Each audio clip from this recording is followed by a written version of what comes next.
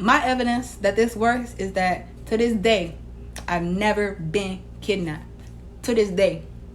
That's my evidence for why you should take this advice from me.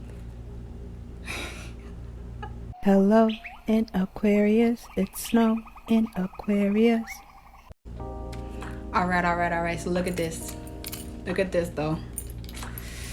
I have a video, a series that I've been wanting to do, and it's called, I'm gonna title it Urban Wisdom from a Real City Girl.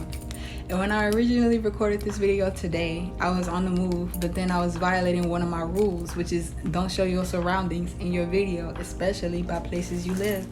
So I had to scrap that idea, come back home from getting my pho, and then remake the video. So listen. I'm trying to come at you on a different tip today. This is Urban Wisdom from a Real City Girl. And if you're a city girl, shalom, assalamu alaikum, salute, and salute to you. You might relate to this, make your own video, do you, or whatever.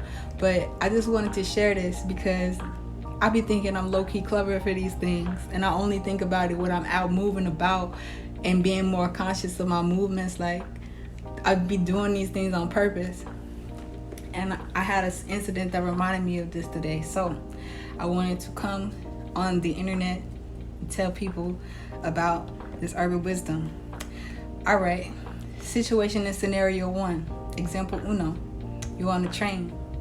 You see either like a group of ignorant dudes or you peep somebody watching you, right? Get on the next car.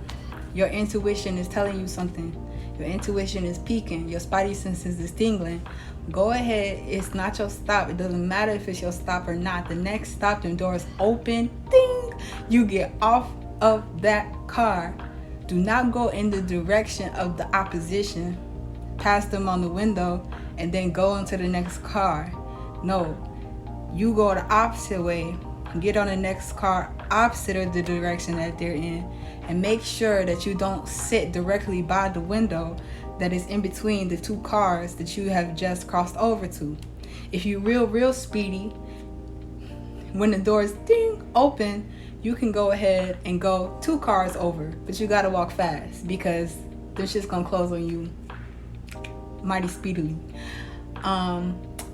Scenario number 2, you peep somebody watching you and you're on the same train car as them and they're getting off at the same stop as you. When you stand up, they stand up. Offer up. So what you want to do is you want to make sure that you're behind them, irregardless of your position. If it's a 2-door car, which it usually is, and you get off at the door so you know your platforms, you know your stops, you're familiar.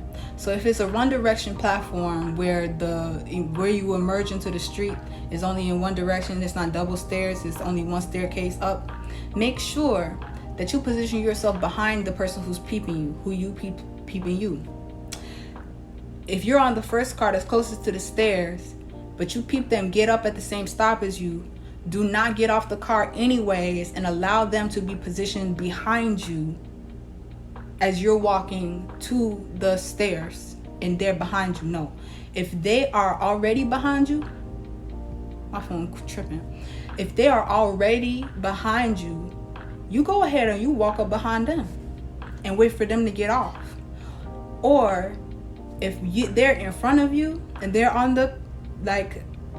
by the door that's closest to the stairs, don't rush to get off. Keep them in your peripheral, and then get off and make sure they're in front of you. And don't be in a rush. I know you got to make your bus, but don't pass them up. Wait for them to go up the stairs. Do not let them out of your sight. You peep them peeping you, they're watching you. Your intuition is peaking, your spidey senses is tingling, you trust it. That's scenario number 2. Scenario number 3. I'm actually glad that I waited to do this video until after I had this interaction because it wasn't going to be a part of the original video. However, when you're in the bank or when you're at the cash exchange or whatever, don't say the amount that you're putting on your card or that you're making your deposit or that you're withdrawing out loud. Either have it written down if you're making a withdrawal, or if you're making a deposit, count it in front of the banker or the teller, slide it, and then they're going to count and confirm it. And then if there's a fee and they know what you know, especially if other people are there. Now, I did this because there was other people in the same space as me.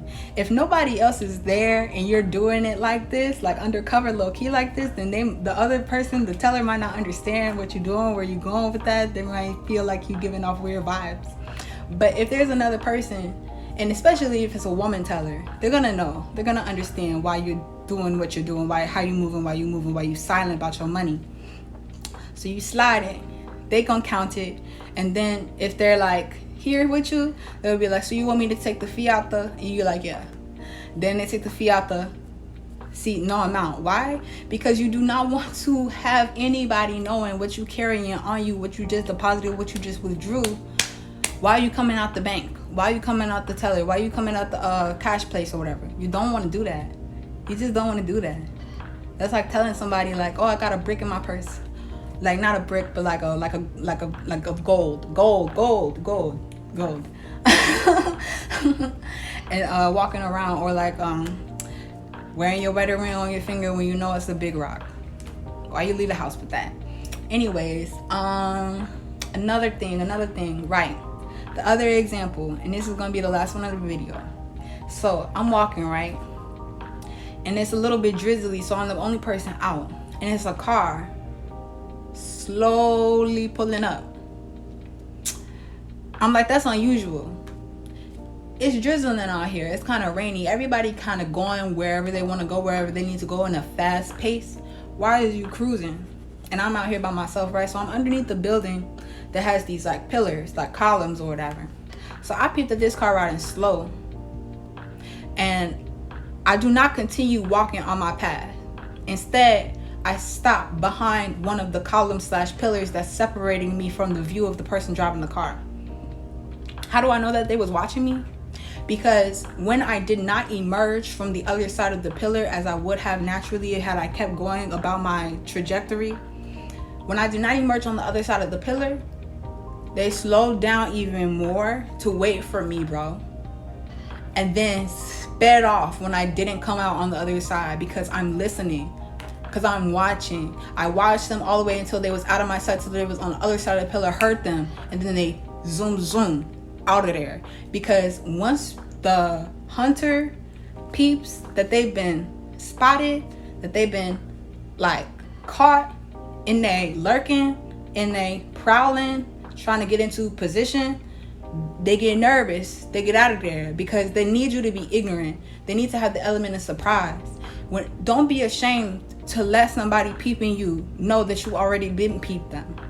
Don't be ashamed, because then your intelligence level is met telepathically, automatically, and they know that they can't mess with you, that you're not prey, you're not usual prey, you're not regular. So that's my urban wisdom from a real city girl. That's what I would teach my daughter. That's what I would tell my son. Even if you a dude, you got ops, you like, dudes have a different way of moving. I'm gonna let a dude speak on that, but that's even tips that a dude will understand. So my evidence that this works is that to this day, I've never been kidnapped. To this day. That's my evidence for why you should take this advice from me. All right, you have a good day.